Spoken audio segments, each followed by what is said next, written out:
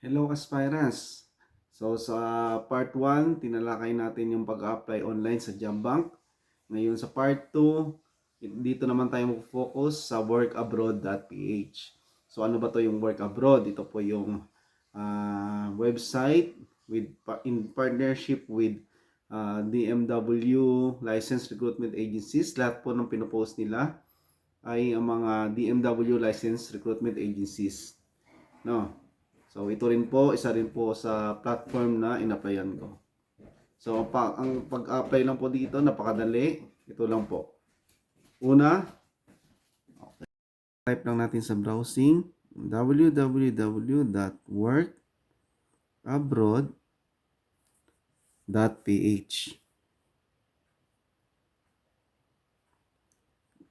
Tapos makikita nyo, ito yung kanilang website.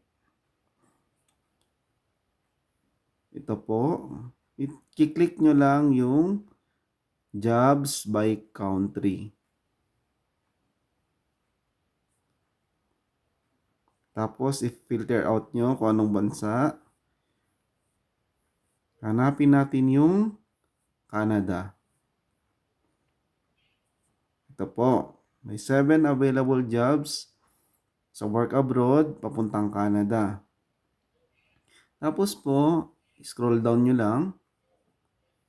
Ito po, makikita nyo lahat ng available jobs papuntang Canada. So, makikita nyo rin po dyan kung anong job position, anong agency,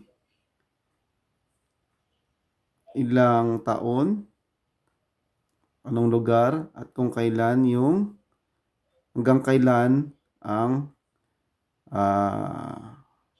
posted job na to. Apply until January 17, 2025. So, kailangan nila ng dalawa. So, makikita nyo po yan. Vacancies, 2. Ito naman, vacancies, 3. So, pag gusto nyo po mag-apply, for example, gusto nyo mag-apply sa heavy equipment, mechanic, click nyo lang po yung apply now. Kung may account na po kayo sa work abroad, dire-diretso na lang po yan.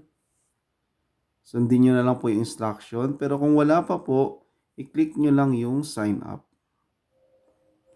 Then, i-fill out nyo lahat ng kailangan. And then, yun lang po. Ganun lang po kadali ang mag-apply sa work abroad papuntang Canada.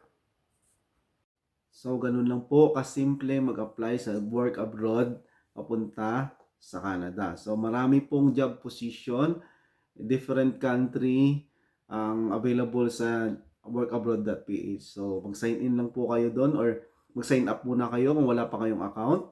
So, mag-fill out lang po kayo ng form. Then, kung may resume na kayo, i-upload nyo lang doon.